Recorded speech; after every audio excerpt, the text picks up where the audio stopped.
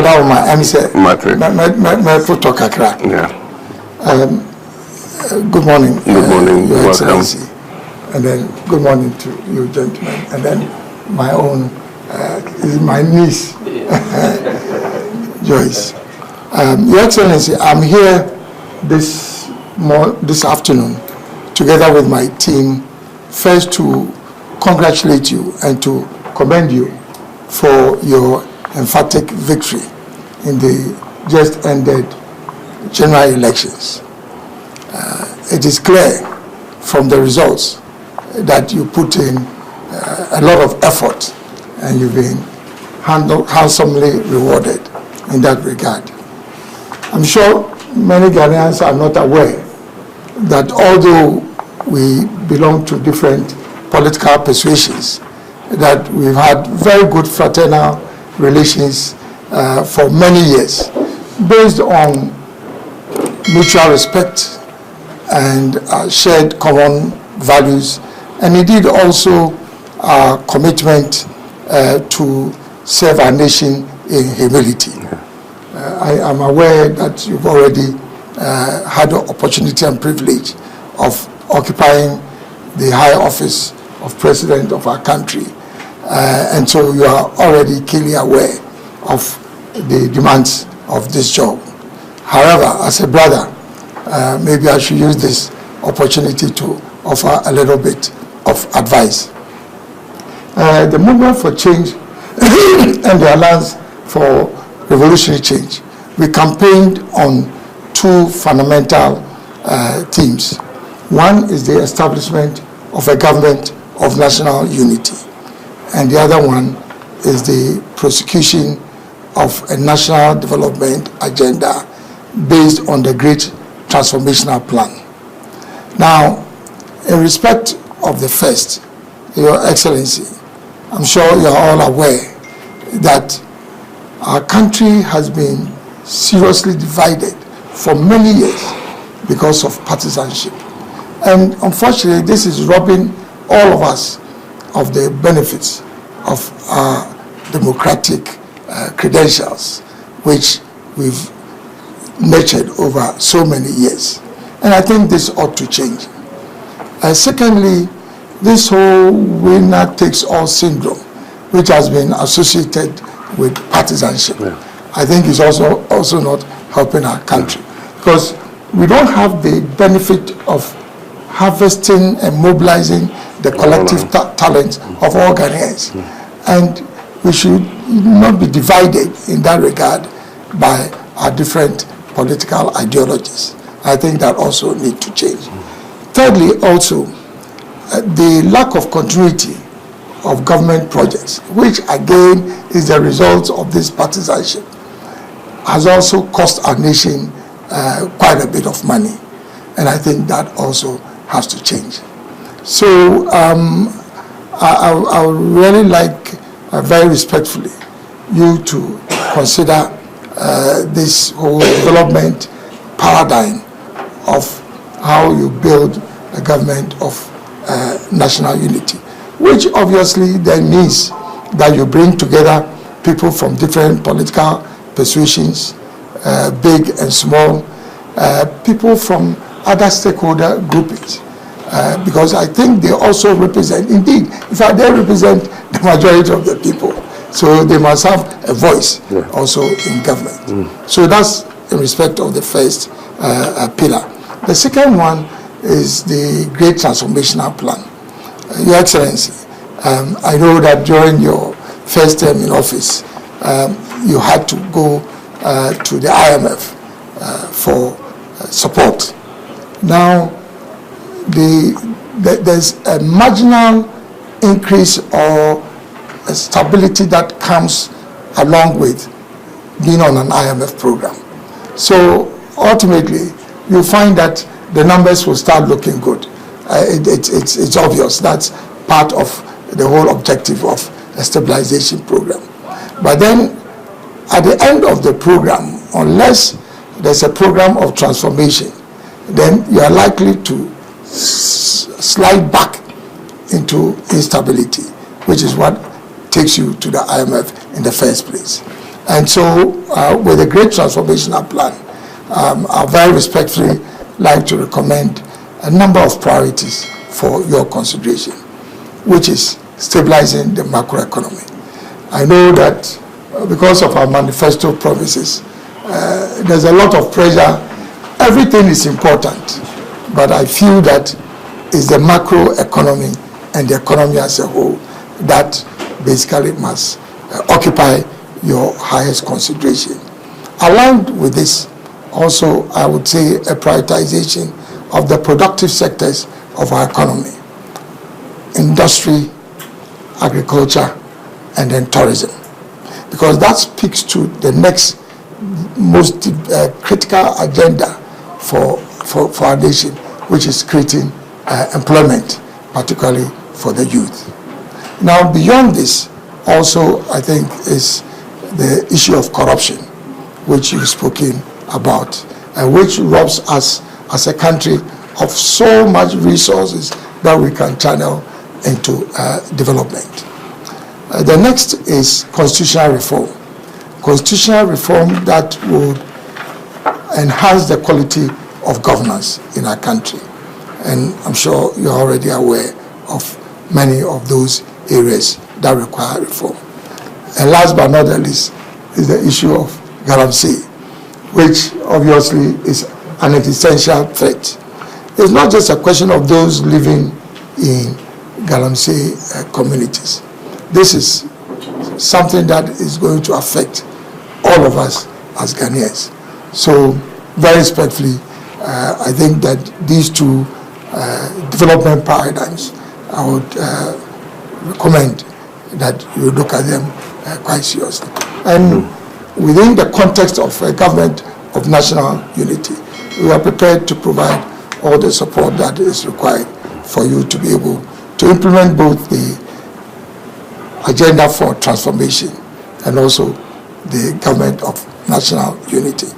Your Excellency, in conclusion, I think the greatest legacy you can leave for our country is to help build a peaceful, united, prosperous country which provides equal opportunity to all Ghanaians, irrespective of their political affiliation, ethnic or religious affiliation.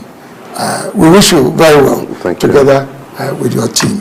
Thank you. And I think on that regard, I'd like to make a presentation of the great transformational plan to you.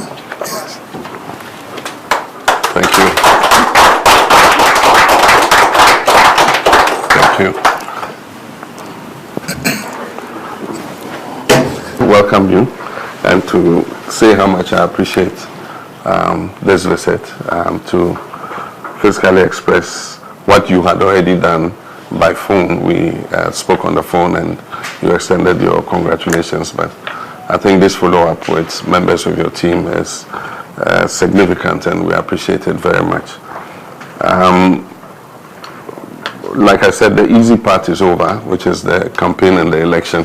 The difficult part now begins, and as our traditionally say, many heads are better than one. And you've properly analyzed the challenge of our democracy, and that is that we cannot harness all the human resource we have to be able to move the country in the direction that we want to go. At any one time, the party that wins and its supporters and functionaries are rowing in one direction, and another part of the country is wishing that that party fails so that they can have the opportunity at the next election to be able to come into government, and to create a situation where all of us, or the majority of us, are rowing in the same direction. Then it means that the canoe in which we are will just continue to be in the same place, or even if it moves forward, it will not move at an optimal speed that guarantees prosperity and dignity for all our people. Since 1992, we have implemented the Fourth Republican Democracy under the 1992 Constitution. And I believe that it is based on multi-party democracy. And so the strength and health of political parties is at the core of our democracy. And so one would, even though we're opponents, wish that, the parties that are on the other side of the divide are healthy, and that, they also have their democratic systems working, and that they contribute their quota on whichever side of the divide, government or opposition, they contribute their quota to national development. So we can't be happy with the current situation in the NPP, and I hope that they'll quickly recover from this dramatic loss that they have suffered and then put their act together. We could see it coming, and I've been in politics long enough to realize that there was something wrong in the NPP. I remember clearly, and some people have played it over again, our friend Mustafa Hamid, who was advising me at the time that if you reach a stage where you cannot be advised, then there's something wrong with life. I think that unfortunately he didn't have that same advice for the leadership of his party, because it got to a point where democracy in the NPP really, was not what we've been used to and what we all knew, and so it was obvious that they had become tone deaf in terms of what was happening in the country. People's complaints and all that, I don't think that it really penetrated, because this was the easiest election to predict. They should have seen a loss coming. I saw Vice President Mahama saying that they are disappointed because they had worked hard enough, and so they thought they were going to win. It was obvious that they were going to lose this election. That meant that they were not in tune with the reality on the ground. We know that there have been some issues that led to your leaving the party, and there have been other things that have occurred over the years. I think that sometimes disruption is a good thing, because then it allows a new beginning. And so I think that all the strands that belong to that tradition, should find a way of putting the pieces together, reconciling, and seeing how the party can be rebuilt so that it continues to be a viable vehicle for sustaining our democracy. I'm happy you've spoken about the issues to do with the challenges of our democracy, and they are all too obvious. You mentioned the winner takes all, and we have a system where certain vulnerable groups are not as well represented in our political system as they should be. And so it's something that we need to look at. Luckily, we have the opportunity to look at the whole 1992 Constitution again. It's been crying for a review, and I remember Professor Mills made quite some movement towards it. I tried to continue, but I hit a stumbling block when somebody took us to court. By the time the issue was resolved, we went into an election year. It was not conducive to continue, so we decided to leave it to the next government. I'm aware that President Akufo-Addo's government had a committee working on something. Chairman Sabusu's committee, there's a report or something. We want to take all this, including the constitutional review report, which was chaired by Professor Fiajo and his team, and then the work of the Constitutional Review Implementation Committee, including the white paper and whatever the Chairman Sabusu committee worked on. We want to see if we can bring all this together, synthesize it, and do a national constitutional review validation conference, and look at how us together, all stakeholders in this country, represented, chiefs, professional groups, everybody, and then we look at what is relevant and what we did not even anticipate. At the time we did a constitutional review, we didn't realize that a time will come where there will be an impasse between the Supreme Court and Parliament about vacancy of seats and all that. But these are things that come with practice of the Constitution. And so I believe that if we do this, then it will give us the opportunity to go even beyond and be able to do some amendments to the Constitution that would help take away this winner-takes-all thing. It will bring some more checks and balances into the situation so that the president is not the all-powerful kind of position that makes decisions of life and death, for our people. and that we'll be able to identify other things, including issues like the election of district chief executives, to make them more accountable to the people at the grassroots level. How do we deepen our decentralization and all that? So those would create opportunities for us, and I'm looking anxiously to us being able to do it, and on a bipartisan basis, and as a nation, we're able to do the amendments to our constitution that will make it a more living document going forward. With regards to the, where did I put it? Who took it? Oh, come on. I gave the thing to me. Why are you coming? With regards to the Great Transformation Plan, I think that it falls almost in line with our reset agenda, because after several years we think that there must be a reset, and that is equal to talking about transforming the way things have been done. Because like we said, we'll go to the program, macroeconomic stability is restored, the CD is fairly stabilized, but that is superficial. At the bottom of it is the transformations that we need to do in order that stability is sustainable. And that is what we've not been able to achieve. The last time I was looking at a map showing the imports that we make into this country. I'm sure it was on social media, everybody saw it. And hundreds of millions of dollars every year just go to create employment for other people in the area of tomatoes, tin tomatoes. I don't know how true it is, but I can't believe that we're eating $1 billion of imported tin tomatoes. It's not possible. We need to interrogate those figures, but whatever it is, I know that a huge amount is going into importation of tomatoes, something that we have a comparative advantage to produce, into rice, into vegetable cooking oil, into many things that, you know, if we put our mind to it, we can produce. And that's why, for me, agriculture and agribusiness, agro-processing is going to be one of the #1 focuses. We pay lip service to giving support to farmers. We bring subsidized fertilizer, half of which gets smuggled to our neighboring countries anyway, and the real farmers who need the fertilizer don't get it. And so how do we use a system that identifies them and makes sure that if government is targeting them with subsidies or with any assistance, it goes to those who are actually the farmers and not to political party apparatchiki. So those are some of the things we need to look at, and that's why we're thinking of farmer service centers that have a catchment area that registers all the farmers, measures their farms, know what they're growing, and at the beginning of every farming season, if government has any support for them, we have mechanization services, tractors, fertilizer, you know, all the agrochemicals that they need, and they just go to their farmer service center. They are registered there. We know their farmers. We know the acreages that they produce, and then they are able to get the support that they need.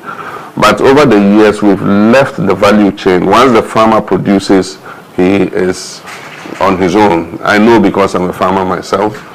Last year, my soya bean, people just came and told me how much they will buy it for, and it was not worth my while, because then, even though I broke even, you know, it didn't give an incentive for me to be able to continue farming. And so I can imagine that for me, who is probably a medium-sized commercial farmer, one of the small-scale farmers. And so how we tie down the agribusiness and agro-processing and so that we're adding value to the crops that the farmers are producing is something that we need to look at. And that falls in line with industrialization.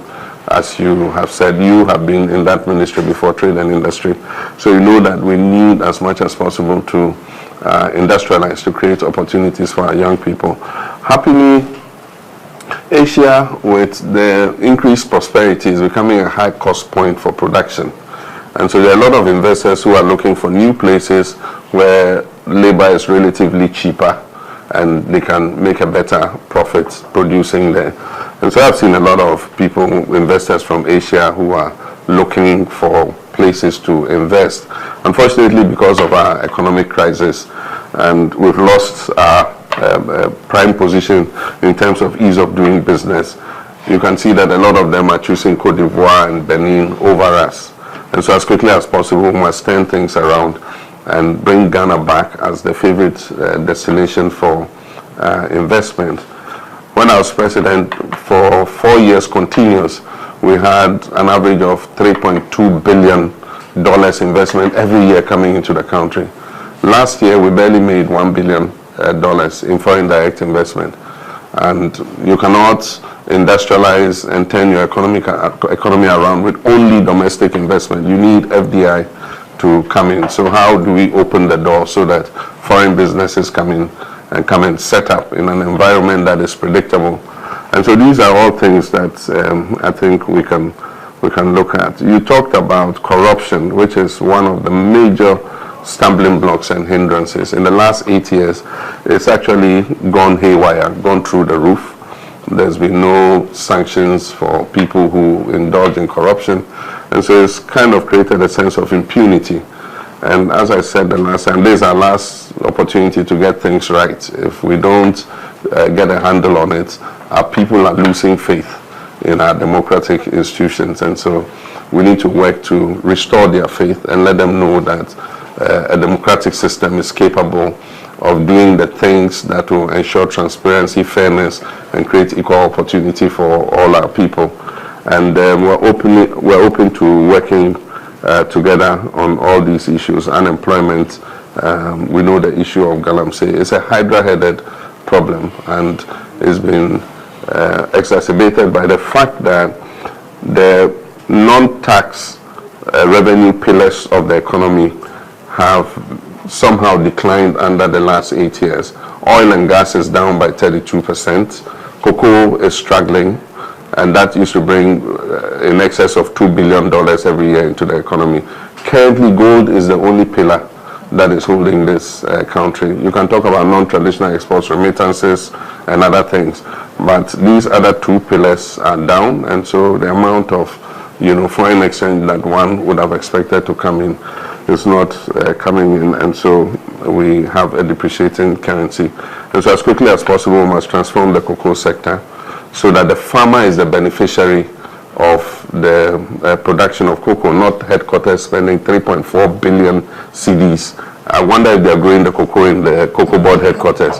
That money should be going to the farmers, because if the cocoa tree, the return the farmer gets on his cocoa crop is not worth his while, he won't invest in it.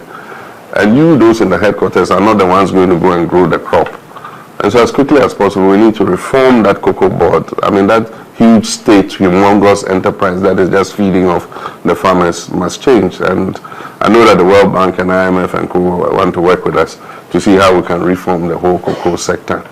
How about the oil and gas industry? If I have to go around and hug all of them and bring them back and kiss them and tell them come and drill the oil and gas as quickly as possible, I'll do that, because oil is in transition. We know green energies are coming in.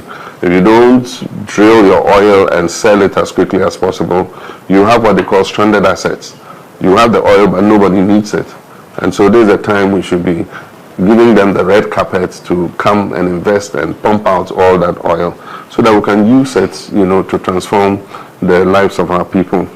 And so those are all things that we are happy to work together. Like I said, Galamsey is a hydra-headed problem. We'll do our best to work at it. We're talking to some of the foreign missions where they do small-scale mining. They have the technology for doing it responsibly and sustainably without destroying the environment. And they're willing to share that technology with us.